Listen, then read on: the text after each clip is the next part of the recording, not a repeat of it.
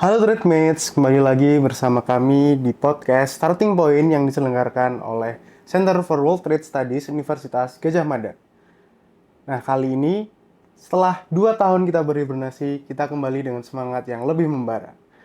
Dan kita akan membahas mengenai industri alat kesehatan Indonesia.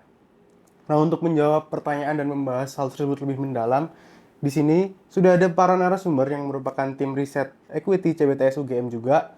Yang pertama ada Ibu Daula Khairiyati selaku periset utama. Apa kabar Bu Daula? Baik, terima kasih Mas Agil. Kemudian juga ada Kak Revina selaku asisten riset. Apa kabar Kak Revina? Baik Agil. Terima kasih. Baik, langsung saja kita akan membahas mengenai eh, hasil riset dari tim riset Equity CBTS UGM dengan pertanyaan utama, apa penyakit utama industri alat kesehatan Indonesia? Dan sebelum memasuki ke topik yang semakin dalam, kita ingin tahu terlebih dahulu bagaimana latar belakang penelitian kali ini. Mungkin langsung saja ke Ibu Daulah, kira-kira bagaimana atau apa latar belakang dari penelitian tim riset kali ini, Ibu? Baik, terima kasih.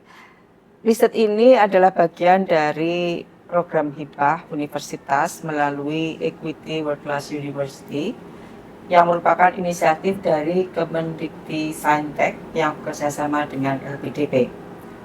Dalam proses risetnya, kami tim CWTS atau PSPD UGM bekerjasama dengan organisasi massa yaitu MPKU PP Muhammadiyah sebagai mitra riset. Riset ini yang berjudul Analisis Inovasi Industri Alat Kesehatan Indonesia dalam Rantai Nilai Global merupakan kelanjutan dari riset sebelumnya, masih dengan flagship UGM yang bertema membangun resiliensi dan daya saing global industri kesehatan Indonesia. Nah, riset yang dilakukan di tahun yang lalu ini sudah menghasilkan manuskrip jurnal yang berjudul Identifying the Landscape of International Medical Devices Trade, State-led Regime and Market-led Regime. Nah, ini masih dalam proses untuk penerbitan. Riset yang kali ini cukup unik bagi PSPD karena PSPD belum pernah melakukan riset mengenai alat kesehatan. Karena biasanya fokus PSPD adalah pada perdagangan ya.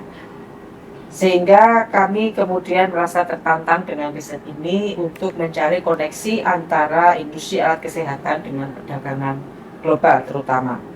Nah, sehingga kami kemudian mencoba untuk mengkaitkan bagaimana perkembangan industri alat kesehatan Indonesia dalam perdagangan global melalui analisis Global Value Chains atau rantai nilai global untuk mengetahui seperti apa posisi Indonesia ya di dalam mengembangkan industri alat kesehatan ini di dalam rantai nilai global. Karena di dalam era perdagangan global sekarang ini tidak hanya satu negara yang bisa menghasilkan produk, tetapi satu produk itu bisa dihasilkan melalui kerjasama berbagai negara. Jadi intinya tidak ada satu produk yang diproduksi secara spesifik di satu negara. Begitu juga dengan alat kesehatan, komponen-komponen yang ada di dalam satu alat kesehatan, misalnya ada microchip, ada polimer, ada bahan-bahan dari plastik dan sebagainya, itu bisa berasal dari berbagai negara yang kemudian dirakit menjadi satu dengan satu brand ya di satu negara tertentu.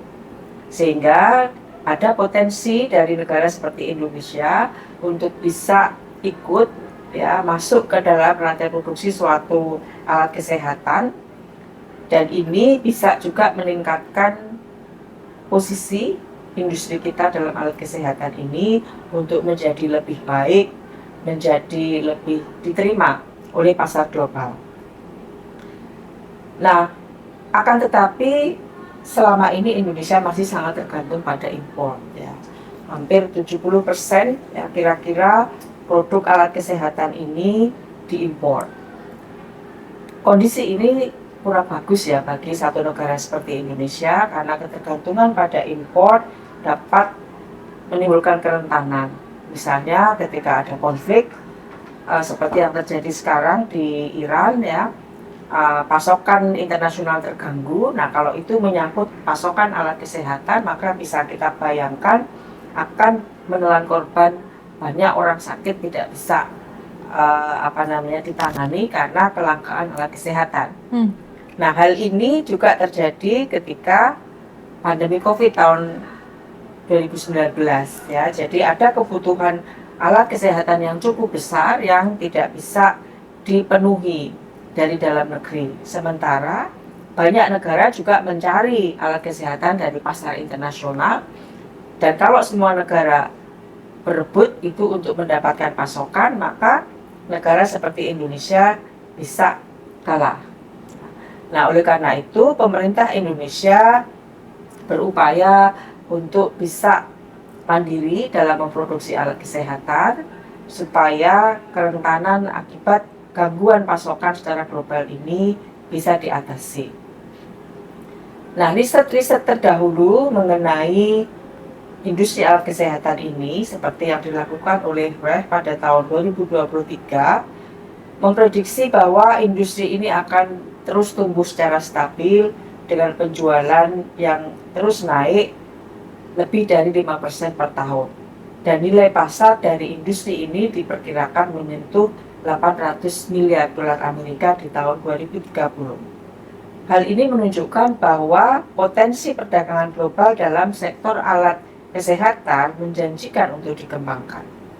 Sementara itu, riset lain dari Amaral justru menyoroti adanya hambatan regulasi lintas negara yang menyebabkan ada suatu kondisi yang disebut sebagai medical device lag, yaitu keterlambatan akses teknologi akibat proses persetujuan oleh satu negara yang seringkali tidak konsisten, tidak kompatibel antara satu negara dengan negara lain. Ketidakselarasan kebijakan dan standarisasi ini oleh satu negara dengan negara lain membuat akses pasien terhadap alat kesehatan yang terbaru, terutama dengan teknologi yang lebih canggih, ini menjadi terbatas. Sekaligus juga melemahkan daya saing industri alat kesehatan itu sendiri. Nah, di tengah dinamika global yang semacam ini, Indonesia menghadapi tantangan sekaligus peluang dalam pengembangan industri alat kesehatan. Dengan populasi yang sangat besar, lebih dari 270 juta jiwa, dan kebutuhan alat kesehatan yang terus meningkat, maka Indonesia yang selama ini menjadi konsumen akan berada pada posisi yang rentan. Ya, karena jumlah yang dibutuhkan banyak, ketika terjadi gangguan logistik atau gangguan supply, maka akan mengancam banyak jiwa ya yang membutuhkan. Nah, bagaimana mengantisipasi kondisi ini? Pemerintah sebetulnya sudah melakukan berbagai upaya untuk mengatasi persoalan tersebut ya. Antara lain dengan program-program seperti Satu Sehat Logistik untuk mengintegrasikan nilai farmasi dan alat kesehatan secara digital, juga forum Health Connect untuk mempertemukan produsen lokal dengan mitra internasional. Akan tetapi sekali lagi, meskipun 70% alat kesehatan di Indonesia ini masih impor dari dalam negeri, kita bersyukur ada industri alat kesehatan yang juga bertumbuh. Sampai saat ini ada produsen alat kesehatan yang telah meningkat ya jumlahnya dari sekitar 150 perusahaan atau produsen di tahun 2020 menjadi hampir 1.200 perusahaan di tahun 2024. Bahkan beberapa perusahaan itu sudah melakukan ekspor di tahun 2025 dan nilainya sudah mencapai 295 juta dolar Amerika. Nah, hal ini merupakan indikasi bahwa alat kesehatan merupakan salah satu sektor industri yang mampu dikembangkan oleh Indonesia ya, dan oleh karena itu bisa menjadi salah satu sektor yang akan masuk ke dalam perdagangan global. Jadi meskipun kita masih mengimpor banyak sekali alat-alat kesehatan, namun sebetulnya industri domestik ini juga sudah mulai bertumbuh, sehingga juga ada potensi untuk mengekspor produk-produk ini ke luar negeri. Gitu Mas Agil. Baik, berarti memang kalau kita lihat bersama memang di awal industri alat kesehatan Indonesia itu mengimpor 70% ya, tapi kita juga melihat ada prospek di industri lokal yang terus bertumbuh begitu. Tapi kalau ada prospek untuk mengekspor juga seperti yang dibilang Bu Daulah, kira-kira produknya apakah bersaing juga dengan negara-negara lain, Ibu? Ya, sayangnya belum ya, karena industri alat kesehatan kita secara domestik ini menghadapi beberapa hambatan. Antara lain yang pertama adalah produk alat kesehatan yang diproduksi di Indonesia ini masih tergantung pada bahan baku impor. Produsen yang ada di Indonesia ini memang sudah ada beberapa yang memproduksi bahan bakunya, tapi jumlahnya belum memenuhi skala ekonomi yang dibutuhkan, sehingga biayanya masih cukup tinggi. Beberapa industri mengatakan bahwa industri hulu untuk alat kesehatan ini belum terbentuk ya, sehingga bahan baku masih harus diimpor dari Cina, dari India, sehingga hasil akhirnya menjadi mahal harga jualnya. Yang kedua, ada kendala sumber daya manusia. Ya, belum banyak ahli-ahli atau mereka yang menguasai teknologi untuk bergerak di industri alat kesehatan. Di Indonesia, menurut hasil studi Ombudsman tahun 2018, hanya menghasilkan rata-rata 700 lulusan teknik elektromedik per tahun, ya, yang ini merupakan sumber daya utama untuk industri alat kesehatan, dan hal ini relatif terbatas. Yang dibutuhkan oleh industri alat kesehatan untuk berinovasi itu kurang, ya, sehingga kelangkaan atau kekurangan jumlah sumber daya manusia ini menjadi hambatan yang kedua. Kemudian hambatan yang ketiga adalah kebijakan pemerintah. Untuk mengembangkan atau mendorong inovasi industri alat kesehatan, pemerintah membuat kebijakan namanya TKDN, tingkat komponen dalam negeri, ya, yaitu untuk mendorong industri mengurangi komponen impor dari produksi alat kesehatan mereka dan menggantikannya dengan komponen lokal. Memang ini cukup lambat ya perkembangannya, tapi di beberapa sektor juga ada yang cukup berhasil. Ya.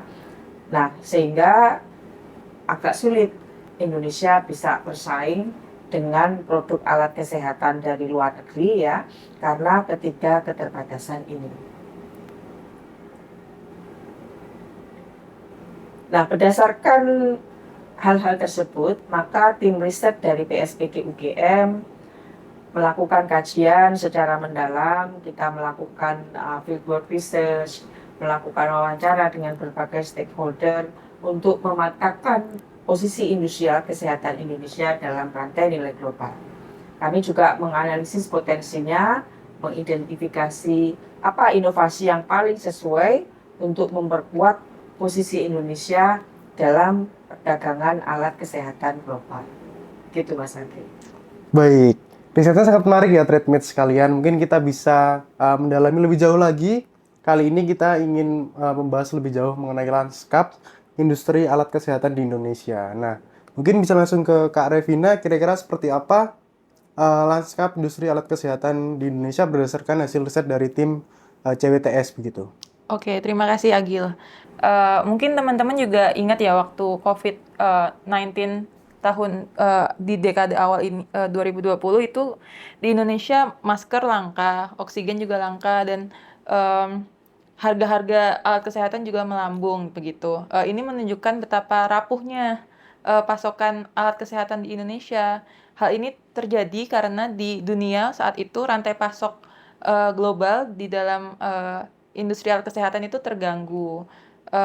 Dan ini juga menunjukkan bahwa kita saat itu merupakan konsumen, bukan produsen, sehingga kita terus-menerus bergantung pada pasokan alat kesehatan dari luar negeri.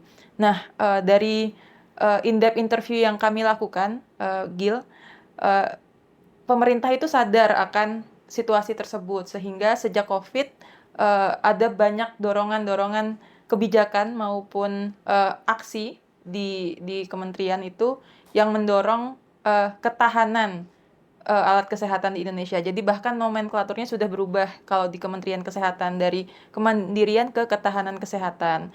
Nah, apa bedanya kemandirian dan ketahanan kesehatan? Nah, seperti yang dikatakan Bu Daulah tadi, pemerintah itu sadar kalau eh, produksi alat kesehatan di dunia itu saling terhubung. Jadi kemandirian itu hampir mustahil karena di industri alat kesehatan itu terfragmentasi produksinya. Untuk penguasaan teknologi, riset itu terkonsentrasi di negara-negara Global North atau negara utara, sedangkan eh, sedangkan untuk ketersediaan bahan baku dan perakitan itu ada di Global South gitu. Dan untuk menjadi negara yang mandiri itu sangat mustahil. Jadi mereka akhirnya track back gitu ya. Jadinya goalnya sekarang ketahanan gitu. Nah, kalau ketahanan itu artinya kesiapan menghadapi guncangan kalau misalnya ada disrupsi global lagi, entah konflik ataupun pandemi. Nah, pemerintah mengatakan ke kami, mereka menempuh 2 jalur untuk membangun ketahanan alat kesehatan di Indonesia. Yang pertama itu memperkuat kapasitas produksi dalam negeri, dan yang kedua memastikan akses impor untuk produk-produk yang dibutuhkan karena kita belum bisa memproduksi itu tetap lancar begitu. Jadi uh, pasien-pasien di Indonesia masih bisa mengakses jika darurat begitu.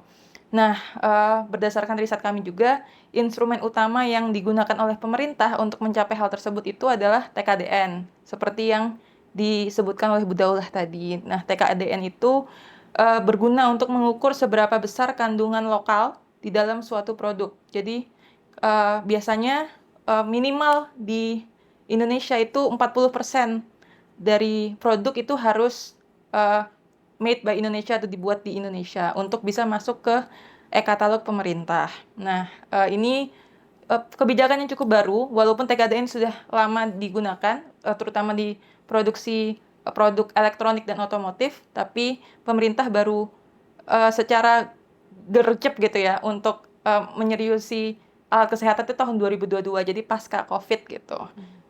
Dan akhirnya hanya produk-produk yang lolos TKDN yang masuk e-katalog. Nah, e-katalog ini menjadi poin yang penting sekali gitu di perdagangan alkes di Indonesia. Karena rumah sakit pemerintah maupun swasta sekarang itu sangat bergantung pada BPJS Kesehatan sebagai sarana untuk membayar untuk pengadaan alat-alat kesehatan ini. Nah, untuk bisa dibayar oleh BPJS, rumah-rumah sakit harus membeli alat kesehatan dari e-katalog begitu, dan e-katalog untuk masuk e-katalog produk harus lewat TKDN begitu. Jadi permintaan produk sejak 2022 itu ke produsen alkes Indonesia itu melonjak. Dan tantangan ini juga dijawab oleh produser lokal begitu ya. Karena seperti yang dikatakan Bu Daulah tadi, tahun 2020 ada 150, terus tahun 2024 sekarang kita hampir 1.200 produsen lokalnya udah naik sekali begitu. Nah, tapi ada sisi lain dari cerita ini gitu ya.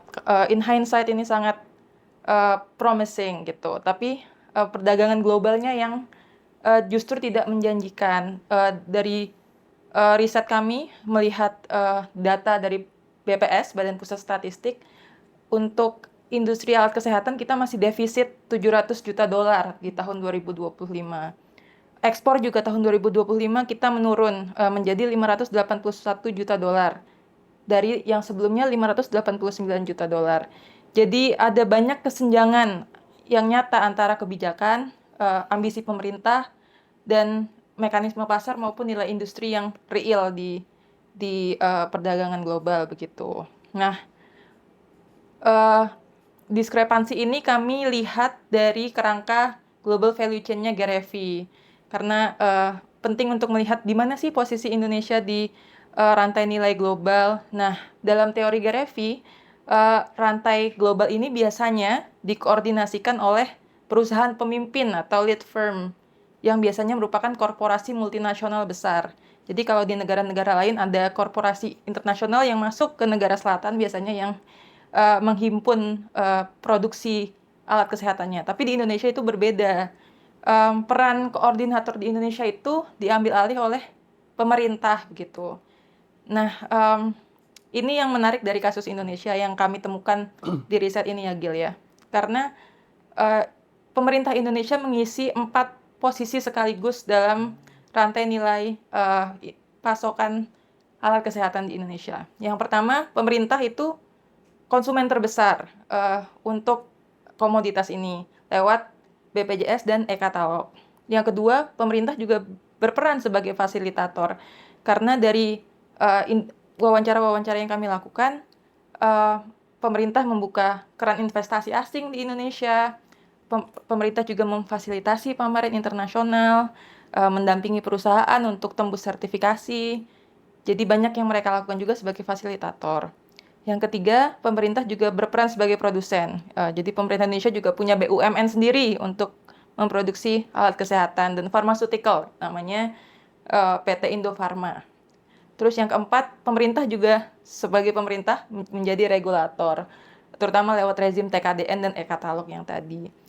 Jadi kombinasi kebijakan-kebijakan ini, kewajiban konten lokal lewat TKDN, substitusi impor lewat TKDN juga, prioritas produk dalam negeri lewat e-katalog, dan minimnya strategi ekspor, ini juga yang kami dapat dari Kemendak, mencerminkan strategi klasik yang dalam pengamatan kami disebut import substitution industrialization atau industrialisasi substitusi impor. Jadi fokus pemerintah Indonesia adalah mengurangi penggunaan produk impor di rumah sakit, alih-alih menambah pasokan ekspor alat kesehatan ke luar negeri begitu. Nah, kerangka ini yang kami gunakan untuk membaca kesenjangan antara ambisi kebijakan dan kenyataan di lapangan. Nah, lalu apa temuannya? Jadi dari dari in-depth interview yang kami lakukan, kami mendapat 3 hal poin 3 hal yang kami dapatkan. Yang pertama, pemerintah itu permintaannya rupanya tidak stabil karena bergantung pada saat itu rezimnya siapa yang megang dan alokasi anggarannya juga sangat fluktuatif. Sehingga dari banyak produsen-produsen yang kami wawancarai, mereka mengatakan mereka menghadapi dilema yang sangat membingungkan gitu. Apakah mereka harus bermain aman di pasar domestik yang fluktuatif, atau kalau misalnya lagi seret gitu, apa mereka berjudi masuk pasar internasional tapi tanpa jaminan hasil yang mereka ketahui karena banyak barriernya ya, ada sertifikasi dan segala macam. Yang kedua itu bahan baku seperti yang katanya Bu Daulah tadi. Jadi untuk di Indonesia sendiri, bahan baku medical grade untuk jarum suntik maupun selang infus itu kan plastiknya sangat spesifik. Nah, Indonesia cukup mampu untuk belum cukup mampu untuk punya supply yang aman gitu. Jadi harus ngimpor dari Tiongkok maupun India. Karena industri hulu kita masih kecil dan belum sanggup untuk memenuhi demand. Yang ketiga, regulasinya asimetris. Jadi kita sangat ketat soal konten lokal lewat TKDN, tapi ketika ditilik sisi impor itu dibiarkan terbuka tanpa tata kelola yang ketat begitu. Bahkan belum ada registri importir maupun basis data impor alat kesehatan. Jadi ketika dilihat belum ada. Sementara urusan sertifikasi, walaupun pemerintah mendampingi, tapi biasanya diserahkan ke perusahaan sepenuhnya dan itu biayanya sangat mahal begitu. Jadi kesimpulannya dari in-depth interview untuk lanskap, agenda ketahanan alat kesehatan Indonesia ini masih berjalan pincang begitu sepertinya. Jadi pasar domestiknya tumbuh, kebijakan yang memperkuat industri hulu dan daya saing ekspornya tapi nggak ada gitu. Sehingga Indonesia tetap berisiko jadi konsumen kalau misalnya kebijakannya masih timpang gitu sih Gil. Terima kasih. Baik, sangat menarik ya. Ternyata memang kalau sudah dijelaskan tadi juga, peran pemerintah ini cukup sentral juga ya dalam lanskap industri alat kesehatan Indonesia begitu. Dia jadi regulator, jadi fasilitator, jadi Pembeli. produsen, dan bahkan jadi konsumen juga yang terbesar kan. Nah, baik, setelah ini kita akan mendalami lebih lanjut lagi riset dari tim Equity CWTS UGM ini dengan narasumber yang akan tidak kalah menarik juga nantinya. Kita akan mengundang 2 narasumber lagi dan kita akan mendalami lebih jauh lagi mengenai hasil riset dari tim Equity CWTS UGM.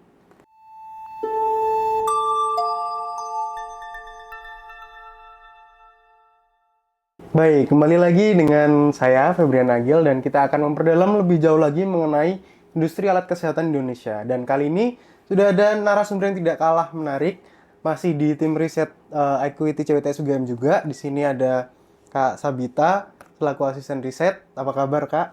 Halo, baik Agil. Dan juga ada Kak Endi sebagai asisten riset juga. Apa kabar? Baik, Mas Agil. Baik, nah langsung saja kita akan mendalami lebih jauh mengenai industri alat kesehatan Indonesia ya. Dan tadi sudah dijelaskan juga pada sesi sebelumnya bahwa Indonesia ini punya posisi lah di rantai nilai global dalam industri alat kesehatan begitu. Dan kita pengen menggali lebih jauh lah terkait di mana sih posisi Indonesia dalam rantai nilai global di industri alat kesehatan. Langsung saja mungkin ke Kak Bita. Oke, terima kasih Mas Agil untuk pertanyaannya. Ini pertanyaannya menarik sekali, yaitu kan tadi di mana posisi Indonesia sebenarnya dalam rantai nilai global ya, terutama untuk industri alkes ini. Nah, kalau berdasarkan riset kami gitu, kalau ngomongin soal industri alkes Indonesia dalam rantai nilai global, sejujurnya dari hasil yang kita temukan itu posisi Indonesia saat ini itu masih di zona yang low value added. Jadi tadi juga disebutkan oleh Kak Revina terkait analytical framework kita, di mana kita menggunakan Gerevi gitu. Di tulisannya Bamber and Gerevi itu dia menyebutkan bahwa industri alkes itu ada 6 tahapan begitu. Yang pertama adalah riset atau R&D, kemudian membuat komponen alkesnya, kemudian perakitan atau assembly-nya, distribusi, kemudian marketing, dan kemudian terakhir adalah layanan after sales-nya.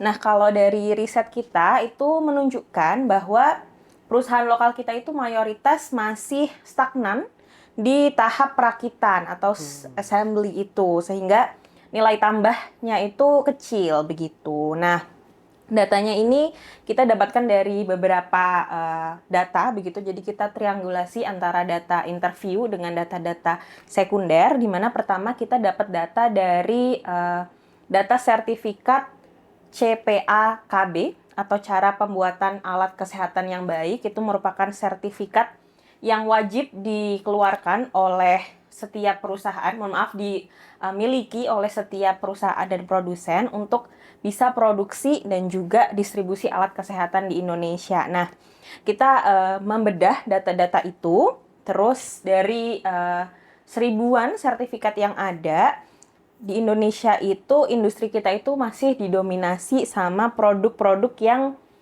tekstil non-woven atau tisu gitu kategorisasinya. Artinya apa?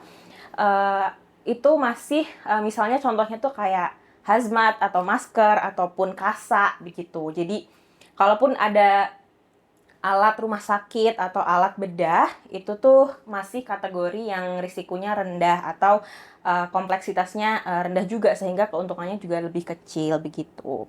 Selain itu, industri alkes Indonesia itu juga punya masalah soal fasilitas uji kesesuaian atau laboratorium uji produk, maaf. Nah, itu langka begitu di Indonesia, sehingga kalau mau mendapatkan sertifikasi yang medical grade itu perusahaan lokal itu harus uji lab di luar negeri, sehingga modalnya tentu besar sekali ya, otomatis tentunya harga alkes itu menjadi tinggi juga begitu. Apa yang membedakan Indonesia dari negara lain kita juga temukan, di mana kalau di Gerevi itu dia contohnya adalah di Costa Rica, di mana kalau di Costa Rica itu perusahaan-perusahaan gede misalnya Siemens atau Medtronic, Philips itu tuh datang membawa modal, kemudian dia bawa teknologi dan juga bawa ekosistem industri begitu di Costa Rica, sehingga ada transfer ilmu, transfer teknologi, transfer keahlian di sana. Sedangkan di Indonesia perusahaan-perusahaan global tadi itu juga ada sebenarnya, tapi mereka ini hanya mengantongi izin distribusi produk. Jadi yang mereka punya itu adalah izin izin distribusi alat kesehatan atau IDAK namanya. Dan itu jadinya mereka ada tapi hanya jualan produk saja begitu, tidak memproduksi secara langsung alat-alat kesehatannya di Indonesia. Karenanya tadi juga disebut ke Arevina, ini yang menyebabkan neraca perdagangan kita itu defisit terus gitu. Lalu juga hampir 80% dari barang yang kita impor itu juga alat-alat yang canggih gitu, teknologinya tinggi, kayak misalnya alat bedah canggih dan mesin radiologi gitu kayak MRI. Sementara ekspor kita itu cenderung yang lebih kompleksitasnya lebih rendah gitu. Selain itu, riset kita juga menemukan hal yang menarik juga, yaitu di mana segmen pasar Indonesia itu juga belum nyambung sama tren pasar global gitu. Jadi kalau kita lihat dari transisi pasar di tingkat global itu, kue yang paling besar di industri alkes dunia itu adalah di 3 sektor. Yang pertama alat diagnostik in vitro atau IVD, kemudian alat kardiovaskular atau jantung, dan diagnostic imaging gitu. Nah, produsen lokal kita sebenarnya sudah ada yang main di area alat kardiovaskular itu, tapi sebenarnya porsinya masih kecil banget, hanya sebesar 11,3% gitu. Sedangkan yang IVD dan diagnostik itu respectively itu 9,9% sama 5,1% gitu. Jadi 3 sektor basah tadi yang saya sebutin itu kita cuma mencakup 1/4 dari seluruh total output produksi Indonesia. Sisanya ya tentunya tadi produk-produk yang kompleksitasnya rendah dan juga nilainya belum tinggi begitu. Artinya kalau misalnya kita gunakan teorinya Gerevi mengenai tata kelola atau governance dari rantai nilainya itu, kita itu hubungannya dengan rantai nilai global itu cenderung hanya market coordination atau arm length market. Jadi transaksinya itu jual beli biasa melalui perdagangan. Jadinya tidak kita beli barang jadi mereka yang sudah tersertifikasi oleh mereka langsung dari katalog yang dijual oleh perusahaan-perusahaan ini. Karena kita nggak terlibat di industri manufaktur aslinya, akhirnya industri kita kehilangan kesempatan emas itu untuk belajar, transfer teknologi, dan juga akhirnya naik kelas juga gitu. Jadi ya masih banyak PR sih buat industri alkes Indonesia kalau dalam temuan kami gitu, Mas Agil. Baik, ternyata memang sangat kompleks ya posisi Indonesia. Tapi kalau bisa disimpulkan sedikit mungkin memang cenderung agak tertinggal ya dibanding tren global, dibanding negara-negara lain. Dan mungkin kita pengen lihat juga kira-kira hambatan apa saja yang ada di industri alat kesehatan untuk bisa berkembang dan mungkin catch up dengan tren global atau dengan negara-negara maju begitu. Mungkin bisa ke KND? Nah iya betul Mas Agil, kalau lewat kerangka kerjanya analisis Gerevi itu memang penting untuk kita mengidentifikasi kekurangan-kekurangan apa atau hambatan-hambatan apa dari industri tersebut. Jadi supaya kita tahu apa yang bisa di-solve dulu supaya industri tersebut bisa maju ke depannya. Nah dari riset kami itu memang sudah kami tanyakan berbagai sumber, kita baca berbagai sumber juga, memang banyak sekali kekurangan yang ada di Indonesia. Tapi kita mungkin sudah merampungkannya ke 5 poin utama. Pertama, mungkin sudah disinggung juga tadi sama Kak Revina dan Bu Daulah, itu kita sangat mengandalkan impor. Mungkin kita tadi udah dengar datanya ya, itu defisit neraca perdagangannya sangat tinggi, terus juga tiap kali ekspornya menurun juga. Nah, yang kita lihat itu Mas Agil, kalau misalnya di Indonesia itu, kita bukan cuma impor bahan baku, tapi juga impor finished goods-nya juga banyak impor. Dari bahan baku dulu nih, dari bahan baku Indonesia itu memang banyaknya. Kenapa kita impor bahan baku juga? Karena even dari yang atas banget nih, dari yang hulu banget. Kalau misalnya produk matangnya itu alat kesehatan, produk setengah jadinya itu mungkin plastik ya.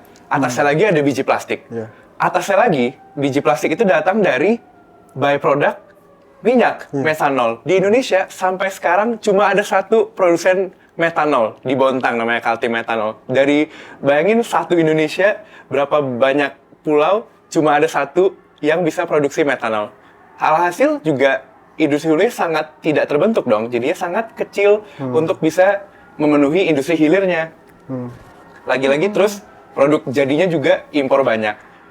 Ya kita semua tahu lah ya, dari Tiongkok kita paling banyak impor. Kalau misalnya dari data BPS mungkin hampir $200 juta tiap tahun kita impor dari Tiongkok. Karena mungkin Tiongkok yang sudah industri hulunya kuat, industri hilirnya kuat, mereka sering banget over capacity, overproduksi, jadi pasar domestik mereka tidak bisa menyerap produksi dalam negeri mereka, sampai-sampai mereka harus ekspor ke luar negeri, ke Indonesia terutama, dengan harganya sangat murah. Jadi ya tentunya kalah dong produk yang kita bisa produksi dalam negeri sendiri.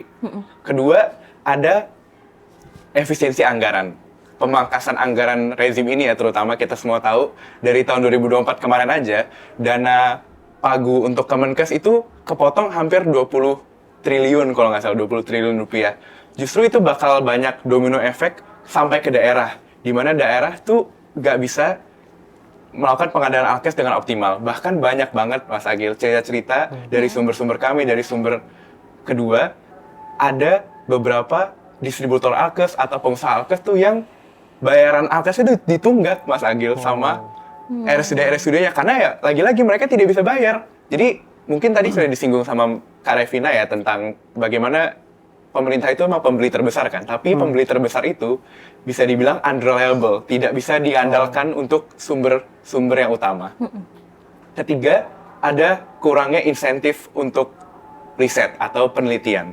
Jadi tadi TKDN mungkin bisa jadi salah satu regulasi yang kita lihat sebagai cara untuk pemerintah mendorong adanya transfer teknologi, adanya penelitian, adanya inovasi. Tapi dari sumber-sumber kami juga, kami melihat bahwa TKDN itu kalau bahasa kasarnya mungkin macan kertas ya. Jadi kayak ibarat yang penting ya udah kita menuhin aja gitu. Menuhin 40%, masuk e-katalog, pasar aman. Ngapain inovasi lagi? Yang penting di atas kertas kita udah mencapai 40% itu, Mas. Betul. Tapi ya, apakah itu benar-benar mendorong inovasi, mendorong transfer teknologi? Tidak juga kan? Ya. Lagi-lagi, sedikit sekali yang kami lihat dari narasumber kami, sedikit sekali ada perusahaan-perusahaan punya divisi riset sendiri. Karena ya lagi-lagi mahal. Terus buat apa mendingan investasi waktu dan uang untuk memenuhi TKDN supaya pasar aman. Ditambah lagi, Mas, banyak yang merasa kalau ada disconnect antara dari sisi akademisi dan sisi pebisnis. Jadi pasar maunya apa, tapi penelitinya apa. Jadi belum tentu ada kesinkronisasi antara kemauan pasar dan apa yang diteliti dan dikembangkan di universitas. Keempat, walaupun ada insentif fiskal, biasa kan negara-negara jika ingin mendorong suatu industri pasti ada insentif fiskal ya, mungkin super tax deduction kalau di Indonesia atau tax holiday. Nah, untuk industri alat kesehatan itu sulit sekali untuk diakses. Salah satunya mungkin ya super tax deduction tadi, salah satu syaratnya itu harus industrinya bernilai 500 miliar. Mungkin cocok ya untuk industri sawit, industri timah, industri baterai EV, ya bisa mereka dapat. Tapi kalau industri alkes, yang pabriknya mungkin nggak sampai sebanyak itu, nggak sampai nilainya setinggi itu juga, mereka susah untuk mendapatkan itu. Dan apalagi ditambah dengan masalah kelima, Mas Agil, yaitu masalah silo atau koordinasi dengan antara pemerintah yang sangat sulit sekarang. Salah satu cerita yang paling kami sering dengar adalah semisalkan mereka mau ngajuin insentif. Kemenku ngomong apa, tapi Kemenkes ngomong apa. Kemenku ngomong A, Dirjen Pajak ngomong B. Kemenkes ngomong C. Jadinya pengusaha-pengusaha ini bingung dong kalau misalnya kita mau ekspor, mau mengekspansi industrinya, jadi lebih sulit, Mas. Tapi lagi-lagi, mungkin satu hal yang perlu kita highlight juga, kalau industri alkes itu kompleks. Nggak bisa sekedar kebijakannya menutup impor gitu misalnya, biar industrinya tumbuh. Tapi kan lagi-lagi industri alat kesehatan itu kan menyangkut hidup mati masyarakat ya. Kalau misalnya alkes kurang, banyak orang bisa jadi korban. Jadi nggak mungkin bisa semerta-merta kebijakannya diambil hanya seakan-akan hanya mementingkan trade policy, hanya mementingkan kebijakan dagang, tapi juga tidak mementingkan kebijakan kesehatan masyarakat. Begitu, Mas Agil. Baik, ternyata memang ada beberapa hambatan yang cukup kompleks juga ya, dan mungkin saling berkaitan juga. Betul. Dan lagi-lagi kalau kita lihat juga ternyata peran pemerintah cukup sentral juga di sini. Betul. Dalam mungkin kita juga pengen lihat ya, kira-kira bagaimana atau apa upgrading trajectories gitu untuk yang dapat diimplementasikan ke dalam industri alat kesehatan ini, dan mungkin harapannya bisa mengurangi hambatan atau mungkin menghilangkan hambatan itu begitu ya. Langsung aja ke Kak Gita, mungkin bisa dijelaskan juga. Oke, menarik banget memang tadi kita tuh dalam riset kita menemukan banyak banget bottleneck ya dari industri alkes kita. Tapi mungkin saya juga ingin memberikan caveat, I think, kayak despite all the challenges, it doesn't mean that it stopped there gitu. Kayak I think the future is not bleak. Kayak there are a lot of things that we can do gitu to improve Optimis. the situation. Nah, salah satunya juga kalau GREVI itu juga mengidentifikasi upgrading trajectories gitu atau jalur naik kelas kalau saya boleh bahasa Indonesia kan.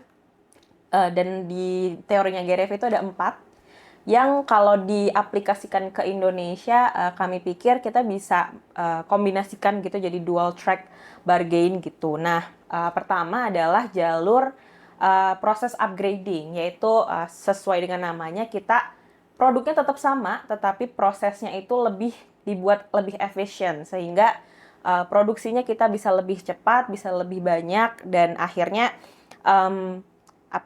biaya itu bisa lebih ditekan sehingga harga alkes lokalnya jadi lebih kompetitif seperti itu. Terutama sih kalau sekarang kita dengan banyaknya technological advancement kita bisa otomatisasi banyak hal gitu ya. Nah, selanjutnya ada juga jalur kedua yaitu jalur product upgrading atau kita bikin produk yang lebih canggih gitu. Nah, tentu kan pengennya kita juga ingin capture value yang lebih tinggi gitu ya. Tapi menurut kami itu juga perlu realistis juga gitu. Kayaknya kita nggak bisa langsung lompat ke alat pemindai yang sangat canggih gitu. Dan tadi juga sudah disebutkan Bu Daula dan Andy juga bahwa kita masih banyak ketergantungan impor gitu, terutama bahan baku ya, teknologi misalnya semiconductor ataupun titanium maupun polimer khusus. Tadi Andy juga bilang industri hulu kita juga masih belum berkembang. Jadi strateginya itu mungkin bisa selektif gitu, bukan one size fits all. Misalnya kita fokus dulu di sektor yang kita punya bahan baku yang banyak gitu. Misalnya di Indonesia itu lebih banyak karet, jadi mungkin kita bisa fokus kayak kateter gitu yang value-nya lebih tinggi gitu. Dan kemudian sambil jalan kita bisa scale up produksinya menjadi elektromedis, habis itu optik mata yang juga kalau dari datanya trade kita itu juga ternyata juga semakin meningkat gitu terkait itu. Sebenarnya juga ada beberapa inovasi lokal ya, Andi, yang sudah melakukan ini. Kira-kira apa aja tuh, Andi? Iya, betul. Dari yang riset kami juga, memang kami lumayan kaget ya. Mungkin ada beberapa perusahaan-perusahaan yang udah melakukan inovasi skala kecil gitu, ibaratnya. Mungkin yang dari salah satu contoh yang bisa saya kasih tuh PT Mitra Multi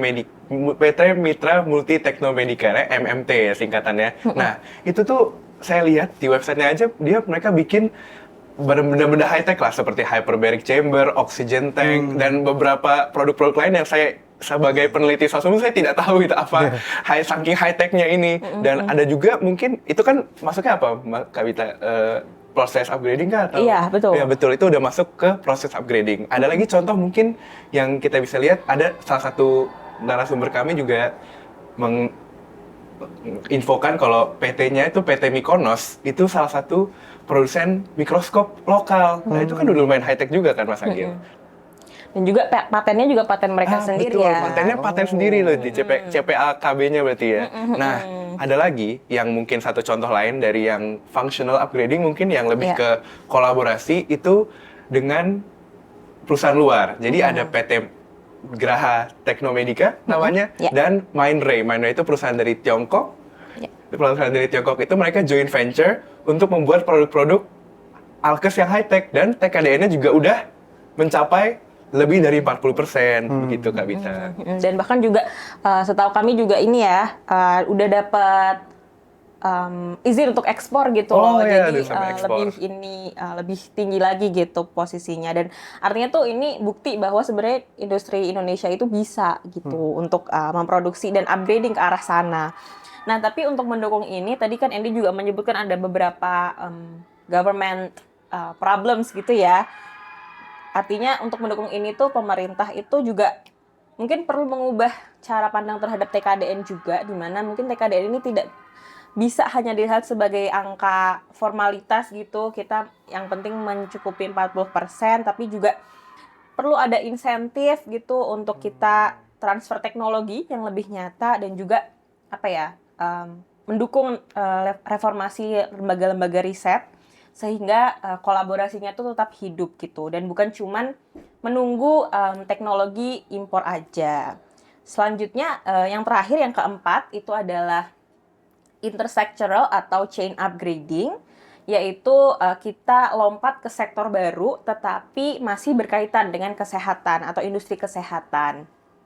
Nah, ini jalur yang kalau bisa dibilang paling out of the box gitu karena bisa jadi sangat berbeda tetapi sebenarnya berkaitan gitu.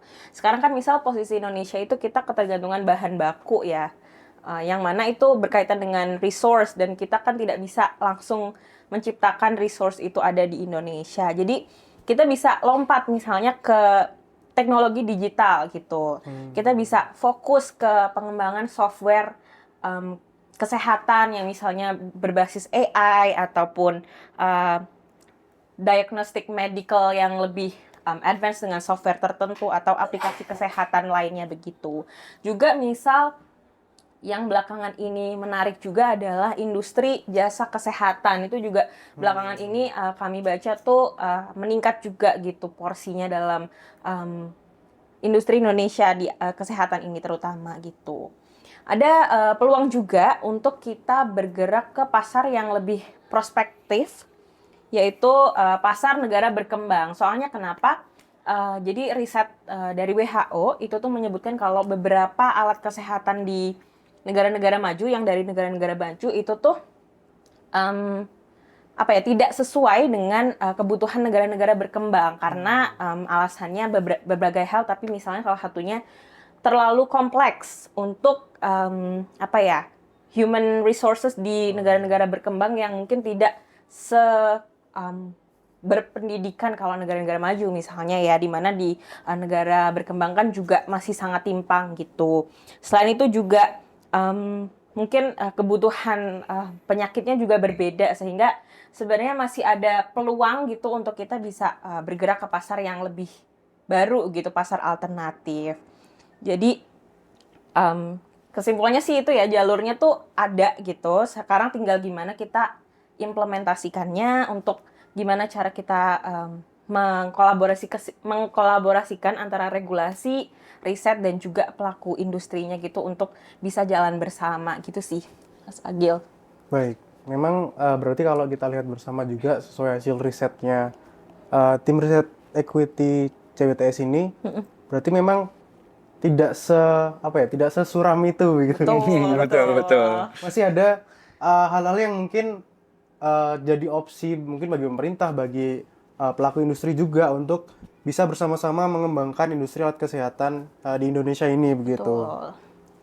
Nah, mungkin setelah ini kita akan masuk ke sesi kesimpulan dan kira-kira kita juga ingin tahu nih gimana sikap dari PSPD sendiri dalam isu industri alat kesehatan kali ini. Dan untuk itu kami akan mengundang kembali Ibu Daulah untuk memberikan kesimpulan dan juga sikap dari PSPD.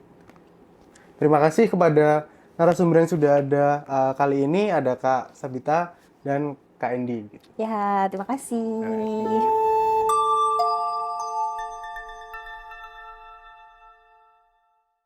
Kembali lagi bersama saya Febrian Agil, dan kali ini untuk menutup siniar pada kali ini kita akan mengundang Bu Daulah lagi untuk menyampaikan kesimpulan dari penelitian yang sudah dilakukan dan juga kira-kira seperti apa PSPD memandang industri alat kesehatan Indonesia dalam posisinya di perdagangan global seperti itu. Kira-kira bagaimana Bu Daulah? Baik, terima kasih Mas Agil. Dari apa yang sudah disampaikan oleh tim riset PSPD tadi, ada Mbak Revina, Mbak Vita, dan Mas Endi, kita bisa mendapatkan satu kajian yang sangat komprehensif mengenai posisi Indonesia dalam industri alat kesehatan, terutama dalam perdagangan global. Memang kita masih belum bisa mengekspor atau bahkan memenuhi kebutuhan sendiri karena kita masih tergantung pada alat kesehatan import untuk alat-alat yang berteknologi tinggi ya, yang memang kita belum punya kemampuan atau kapasitas R&D yang cukup komprehensif. Meskipun demikian, beberapa kasus yang kami teliti melalui wawancara, melalui kunjungan dan sebagainya, kita menemukan bahwa ada beberapa pelaku industri yang cukup inovatif ya, tadi sudah disebutkan melakukan riset dan kemudian menghasilkan alat-alat kesehatan yang cukup canggih ya, dan sudah berhasil untuk ekspor ke beberapa negara meskipun baru pada tingkatan ASEAN ya, sehingga ini juga menimbulkan optimisme bahwa Indonesia bisa masuk dalam perdagangan alat kesehatan global. Nah, yang dibutuhkan dalam konteks ini tentu saja adalah dukungan pemerintah ya, karena tadi juga sudah disampaikan salah satu hambatan perkembangan industri kita di alat kesehatan ini adalah kurangnya dukungan pemerintah ya. Sehingga kalau pemerintah serius untuk mengembangkan alat kesehatan ini sebagai salah satu sektor industri yang didorong untuk ekspor, maka akan sangat positif dan akan sangat prospektif. Yeah. Kemudian juga jangan lupa kita sekarang ini berada pada era perdagangan global di mana negara tidak bisa sendiri ya, harus merangkul negara-negara lain, harus bekerja sama dengan negara-negara lain. Maka dalam konteks ini Indonesia juga harus membuka diri ya. Mengingat tadi kerentanan kita ketika terekspos pandemi COVID 2019, ada kelangkaan kebutuhan alat kesehatan yang tidak bisa dipenuhi dari dalam negeri, bahkan untuk impor pun harus berebut dengan negara-negara lain, maka sudah saatnya Indonesia menggalang kerjasama baik antar negara-negara di kawasan Asia Tenggara sendiri melalui ASEAN misalnya, atau yang lebih luas dengan negara-negara yang kita sebut sebagai the Global South ya, untuk bersama-sama mengembangkan industri alat kesehatan ini. Dan jangan lupa juga harus mengikut sertakan negara-negara di belahan utara, jadi di the Global North ya, karena memang untuk teknologi, research and development, Global South masih tergantung pada the Global North ya. Nah, Indonesia harus memahami posisi ini untuk bisa berperan secara lebih aktif ya, sehingga bisa mencapai dua tujuan sekaligus. Pertama, ada kemandirian ya, ada resilience untuk alat kesehatan yang dibutuhkan secara domestik, dan yang kedua juga mulai mengekspor beberapa alat kesehatan tadi sudah disebutkan oleh Mbak Bita dan Andy ya, untuk alat-alat yang memang kandungan teknologinya rendah tetapi kita punya cukup resources seperti misalnya yang berbahan baku latex ya, untuk memproduksi sarung tangan, memproduksi kateter dan sebagainya, itu bisa dilakukan dan kita bisa memanfaatkan celah ekspor. Nah, perlu juga saya sampaikan bahwa mitra dari riset ini dari MPKU Muhammadiyah itu juga sudah cukup sukses melakukan inovasi dengan membangun pabrik cairan infus ya. Seperti kita tahu, cairan infus ini sangat dibutuhkan ya di rumah sakit atau di fasilitas kesehatan ya. Hampir tidak ada tindakan kesehatan ya yang tidak menggunakan cairan infus ini ya, sehingga ini merupakan terobosan ya, inovasi yang sangat positif dari sebuah organisasi sosial yang memang membawahi banyak sekali rumah sakit di seluruh Indonesia, sehingga kebutuhan cairan infus ini sangat besar. Maka dengan membangun pabrik cairan infus ini merupakan satu langkah awal untuk menuju kemandirian alat kesehatan. Nah, semoga inovasi ini diikuti oleh aktor-aktor yang lain ya, yang menjadi mitra penelitian ini, seperti yang kita wawancarai ya, kita kumpulkan datanya dari himpunan alat kesehatan, asosiasi produsen alat kesehatan dan sebagainya, bisa juga melakukan terobosan-terobosan untuk menuju kemandirian alat kesehatan. Dan tadi juga disebutkan oleh Mbak Revina, tidak hanya kemandirian yang ingin kita capai, tetapi juga ketahanan atau resilience. Begitu Mas Agil, penutup dari penjelasan mengenai riset kita. Baik. Memang kalau kita lihat bersama, industri alat kesehatan ini memang sangat krusial bagi masyarakat gitu ya, karena memang menyangkut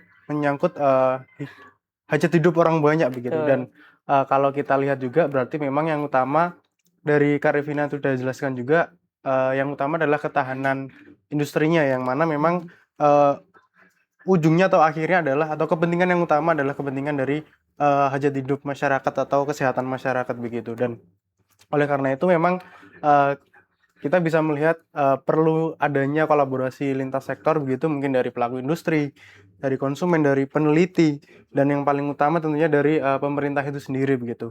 Dan mungkin demikian diseminasi riset dari tim riset Equity CWTS UGM. Bagi trade yang ingin keep up atau mengikuti isu-isu perdagangan, jangan lupa untuk kunjungi website cwts.ugm.ac.id dan juga follow kami di Instagram CWTS UGM. Sampai jumpa di starting Sampai point ketemu berikutnya. lagi.